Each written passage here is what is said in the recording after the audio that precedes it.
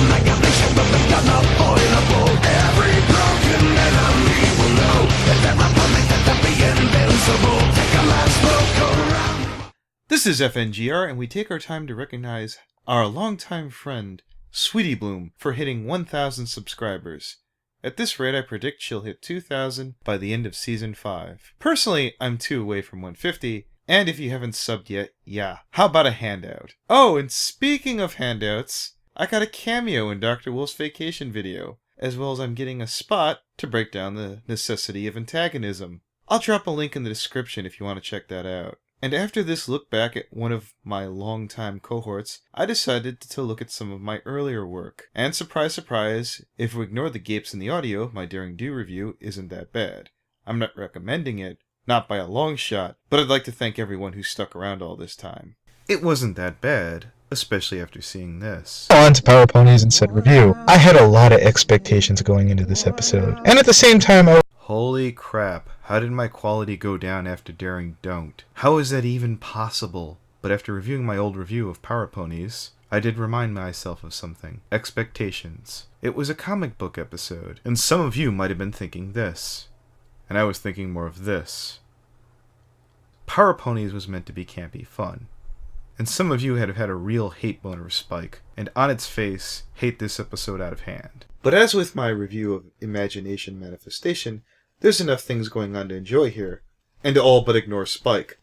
The Maniac is an homage, and or a parody of Doc Ock, the Joker, and Sedusa, and kinda manages to bomb all three. I was pretty happy with this episode when I first saw it, but I can't but help but feel that the Maniac could have been a fan favorite. In Season 4, the Maniac, and the Pony of Shadows, were two airballs that might have been the start of a rogues gallery of villains. I made the point that Spike may well have been an avatar for the fans, or rather the brony fandom, stumbling to keep up with Twilight and friends. If that were true, what an irony the Equestria Games would be.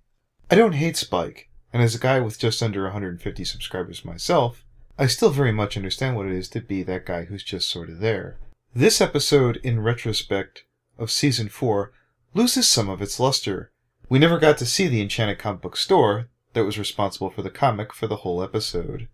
Instead, the show pulled a castle literally out of nowhere and gave it to Twilight instead of using this episode as foreshadowing. A swerve and or a twist for a twist's sake, but this isn't all doom and gloom. Applejack's gadgets, so to speak, could be seen as the same kind of ingenuity she showed in Some Pony to Watch Over Me. Pinky's speed is kind of a callback to all the times that she managed to be as fast as, if not faster than Rainbow Dash.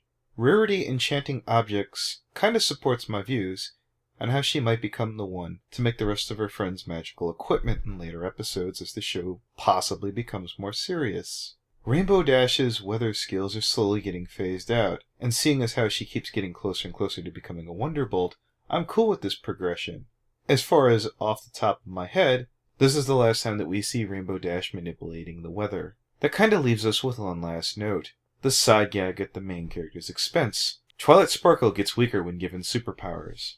On the other hand, this could be symbolic of Twilight gaining her Alicorn status, and that status doesn't feel like an inherent boost at first, but something she continues to grow and struggle with. Bet you didn't think there was any deeper meaning going on here, did you?